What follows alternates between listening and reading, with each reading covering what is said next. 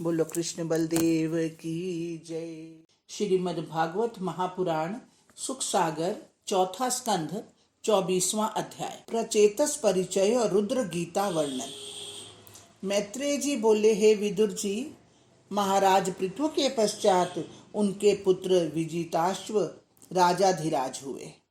इन्होंने अपने सब 6 भाइयों को भिन्न भिन्न दिशाओं का राज्य दिया। इन महाराज को इंद्र ने अंतर्धान होने की शक्ति भी दी थी, जिससे इनका दूसरा नाम अंतर्धान भी था। समय पाकर इन्होंने शिखंडिनी नामक स्त्री से 3 प्रशंसनीय पुत्र उत्पन्न किए, जिनका नाम क्रमशः पावक, पवमान और शुचि हुआ। दूसरी नभस्वती नामक स्त्री से हविर्धान नामक एक और पुत्र उत्पन्न किया, जो बड़ा ही साधु प्रकृति का था। पश्चात अंतर्धान के पुत्र हविर्धान ने अपनी स्त्री से क्रमशः वर्हिषद, गए, शुक्ल, कृष्ण, सत्य और जितव्रत यह 6 पुत्र उत्पन्न किए, जिनमें श्रेष्ठ पुत्र वर्हिषद बड़े ही कर्मकांडी और योगी थे। वह यज्ञ पर यज्ञ करते हुए बारंबार देवताओं का पूजन करते और सदैव सर्व स्थानों में जब देखा वे पूर्व दिशा को अग्रभाग करके कुशादि बिछाते ही रहते थे। उनके कुशों से सारी पृथ्वी ढक गई। वे अपना विवाह भी नहीं करना चाहते थे, परंतु ब्रह्मा जी के कहने पर उन्होंने समुद्र की कन्या शतद्रुति से अपना विवाह किया। इससे महाराज वर्हिषद ने 10 पुत्र उत्पन्न किए। उन सभी का नाम प्रचेतस हुआ। इसका एक कारण यह भी था कि इन सब का आचरण एक समान था।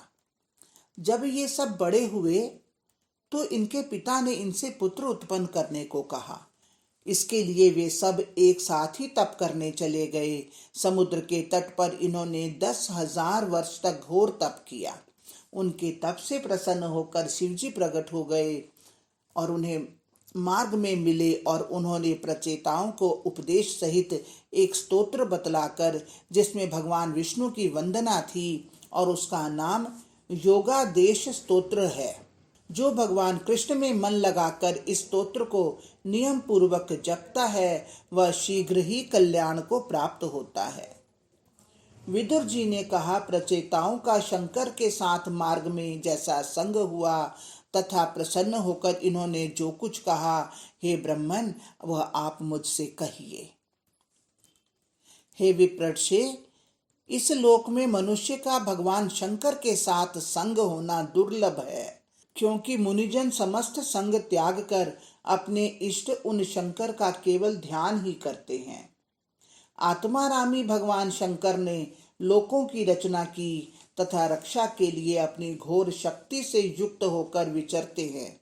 मैत्रेय जी ने कहा, हे विदुर जी, जब पिता के वचन को स्वीकार कर महात्मा प्रचेतस तपस्या करने के विचार से पश्चिम दिशा में चले गए, तो वहां पर उन्होंने समुद्र से कुछ कम विस्तीर्ण एक महान सरोवर देख बड़े प्रसन्न हुए, जिसमें बहुत से मच्छर रहते थे और जो महात्मा पुरुषों के ही मत के समान स्वच्छ थे। उनमें रात्रि, दिन और संध्या के समय विकसित होने वाले नीले एवं लाल रंग के कमल उत्पन्न, अम्भोज, कल्हार तथा अनेक नीलोत्पल थे। वह सरोवर हंस, सारस, चक्रवाक तथा जलमुर्गों के शब्द से युक्त था। उसके वृक्षों तथा लताओं में मतवाले भनवरों के सुंदर गुंजार लोगों के हृदय को आनंदित कर देते थे तथा कमल के पुष्पों की धूली दिशाओं में फैल रही वायु से उसकी सुंदरता और अधिक हो रही थी। जहाँ मृदंग तथा पणव आदि बाजों के पश्चात नाना प्रकार के दिव्य मार्गों से मनोहर गान सुनकर वे राजपुत्र प्रचेता सब विस्मय को प्राप्त हुए। उसी समय उस सरोवर से अपने सेवकों के साथ निकलते हुए भगवान शंकर को उन्होंने देखा। उनकी देवता और सेवक स्तुति कर रहे थे। तब उन तपे हुए सुवर्ण के समान कांति युक्त नेत्रों देवताओं में सर्वश्रेष्ठ नीलकंठ भगवान को प्रसन्न वदन देखकर उन लोगों ने आश्चर्यचकित होकर प्रणाम किया। शरणागत के दुख दूर करने वाले धर्म वत्सल भगवान शंकर प्रसन्न हो गए। उन्होंने धर्मज्ञ तथा सदाचार संपन्न उन प्रसन्न हुए प्रचेताओं से कहा। श्री रुद्र ने कहा, तुम लोग प्राचीन वर्हिष के पुत्र हो। मैं तुम लोगों का भगवद राधन रूप कर्तव्य जानता हूँ। मैंने तुम लोगों पर कृपा करने के लिए अपना दर्शन दिया है, क्योंकि तुम लोगों ने सूक्ष्म तीनों गुणों से युक्त जीव संज्ञक पुरुष से परे साक्षात भगवान वासुदेव को प्रसन्न किया है, और जो मनुष्य ऐसा करता है वह मेरा प्रिय है। अपने धर्म में स्थित मनुष्य बहुत जन्मों में ब्रह्मा को प्राप्त करता है, और जब उससे अधिक पुण्य करता है तब कहीं जाकर मुझे प्राप्त करता है। परंतु जो भगवान का भक्त है वह इस देह से अंत में प्रपंचों से अतीत विष्णु पद को प्राप्त करता है, जैसे कि मैं तथा और सब देवता अधिकार नष्ट होने पर प्राप्त करेंगे। तुम लोग भगवान के भक्त हो, अतः जैसे मुझे भगवान प्रिय हैं वैसे ही तुम भी हो। भगवान के भक्तों के सिवा मुझे कोई प्रिय नहीं है। जो परम मंगल पवित्र समस्त कल्याण को देने वाला और जपने योग्य मंत्र है, वह मंत्र मैं तुम लोगों से कहता हूँ। तुम लोग सुनो और इसका व्यापक प्रचार करो। मैत्रेय जी ने कहा, दयालु श्री भगवान शंकर हाथ जोड़कर खड़े हुए प्रचेताओं से भगवत संबंधी वचन कहने लगे। श्री शंकर जी ने कहा, हे भगवान, आत्मज्ञानी श्रेष्ठ मनुष्यों से अपने आनंद लाभ के लिए तुम्हें उत्कर्ष प्राप्त हो चुका है, अतः मुझे भी स्वानंद सत्ता प्राप्त हो। तुम अपने आनंद रूप से ही सिद्ध हो। यही कारण है कि तुम परमानंद रूप में स्थित हो। अतः आप सर्वरूप परमात्मा को नमस्कार है। कमलनाथ भगवान को नमस्कार है। पृथ्वी आदि पंच महाभूत, शब्द आदि तन्मात्रा, इंद्रियों का नियंत्रण करने वाले भगवान को नमस्कार है, तथा निर्विकार, शांत, स्वयं प्रकाश, चित्त के अधिष्ठाता वासुदेव भगवान को नमस्कार है।